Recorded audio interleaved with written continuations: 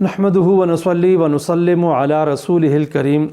جب بچہ پیدا ہوتا ہے تو اس کے دائیں کان میں اذان کہی جاتی ہے، اور بعض سلف صالحین سے منقول ہے کہ بائیں کان میں اقامت بھی کہنی چاہیے۔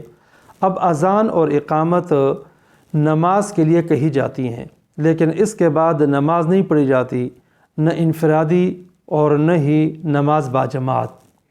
دوسری طرف جب بندہ مرتا ہے تو نماز جنازہ، نماز تو پڑھی جا رہی ہے لیکن نہ اس کے لیے اذان ہے اور نہ اقامت ہے۔ اس میں حکمت یہ ہے کہ اذان اقامت کے متصل بعد نماز پڑھی جاتی ہے، جیسے کہ مغرب ہے، اذان ہوئی، اقامت ہوئی، نماز شروع کر دی۔ یہ عام نمازیں ہیں تو اذان ہو جاتی ہے تو اس کے بعد جماعت کے درمیان تھوڑا سا وقفہ ہوتا ہے۔